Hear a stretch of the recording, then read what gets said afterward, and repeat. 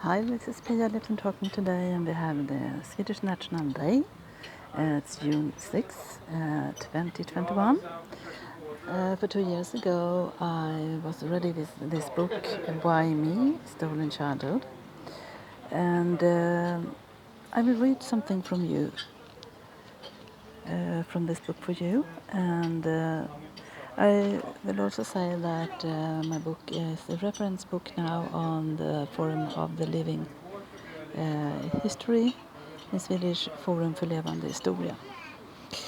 So that happened, and I'm also recommended from a therapist, Birman, that was giving sessions in healing from the Holocaust survivors together with Hedi Frid. She was helping people from the second generation, and she's also in the third generation. So I'm offering also therapy to help you if you are second generation in the first place. As a second generation, as I am myself, we are between the first generation, our parents, and our children. And we are the generation that didn't have any kind of help, because we needed to help both our parents and our children. So I have this book in both English and in Swedish. In Swedish, the book's name is Varför hände mig en stulen barndom. So this is a short story about how it was for my parents living in Czech Republic before the war, and the family there, and how it was around coming to this country from the Hungarians, and after that it was Russia, and today Ukraine. And also chapters about my mother's experience. She was coming as a teenager together with her mom and her little brother to Auschwitz, and what happened there. And from there she rejoined with her two sisters, and there were three teenagers coming to Sweden, and that was that time. Also about my father and his experiences in 3 years in concentration camp, and about my grandmother that survived with help from Raoul Wallenberg and immigrated to the US. Then how it was for me to grow up as the oldest child, and then my first years in school, and then I was coming to a Jewish school. Then things was getting better, and that was only for a few years, and after that I was coming to another school, and things were happening there also. So I'm describing it up until I was married into an Orthodox family, and then had a child, and after that I divorced, and what happened there. So that is also about how it is for a woman to be in an Orthodox family with that background, and things that can happen that is really cruel. If you'll see in the Netflix on Orthodox, it is a way like that is described there. So now I'm reading a little bit from what happened when my mother told me this when I was only 4 years old. As I said, she was coming as a teenager and didn't have time to have any help. So I'm reading right now. It was always Mum who could talk about things on her terms. Often she wanted to talk about the horrors she'd experienced in the concentration camps. We could never understand what I experienced, she'd say. As a child, I didn't understand why I was forced to listen to such horrible stories. I often dreamed that I was in a concentration camp.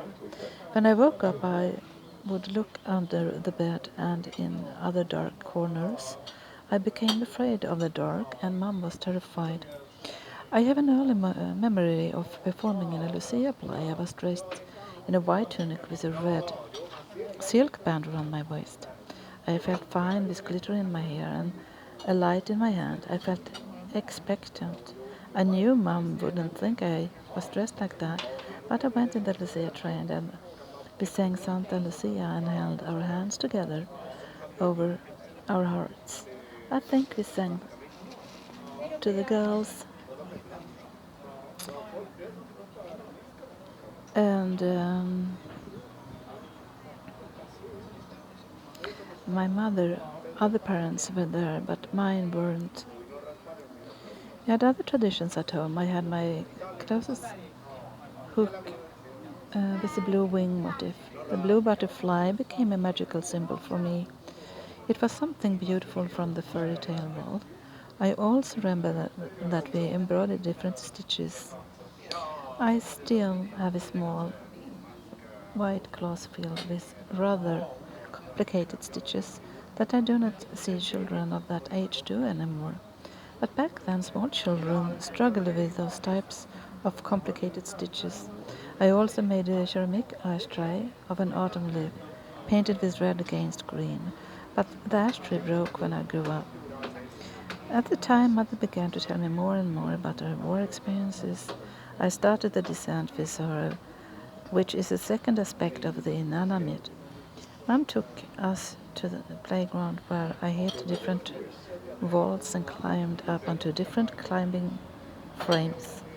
I dangled like a monkey. We played and had fun.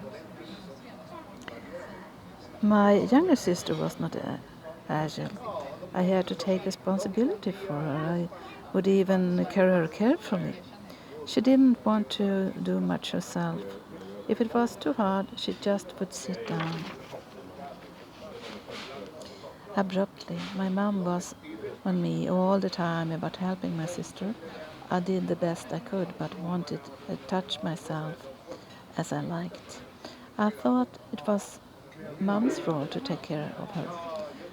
Once my little sister took a little excursion into the forest glade to pick flowers. She was with me when I picked paper whites and bluebells.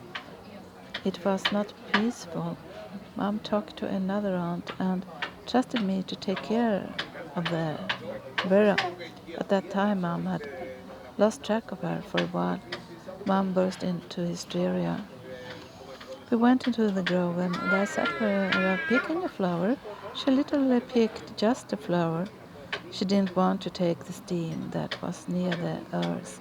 She thought it was terrible to dig your finger into the dirt.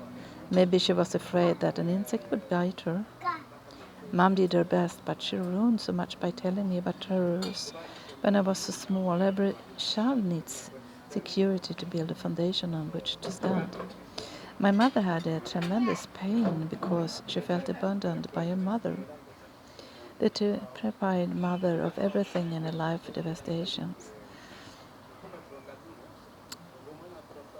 All potential had been destroyed. Mom had lost control and could not get up. She had lost herself and taken care of me in different ways. She gave me food, clean clothes, and bathed me every day. She showered me with talk afterwards, and it felt good. She kissed and hugged me and tried to tell fairy tales to me. Her accent was hard to understand, but I managed to crack the code. Mom sewed my clothes and knitted cardigans and hats that were really nice. She loved playing with me, but a child lost herself for a while. She was unable to become more creative and stand on her own feet. She was very moody. Without warning, her mood changed without me being prepared. One moment she was happy and the next she was hysterical or in a rage. Other times she would ignore me no matter what happened. If I didn't listen to her, she would say ugly words like insulting me, my eyes and teeth. This became like a mantra, and as a child I never knew if would literally beat me or if she was just overreacting. I constantly planned to run away from her if her reactions became too strong. Uh, that was about that. And see something about when I was going to school. I think it was the second grade. Uh, just a sec.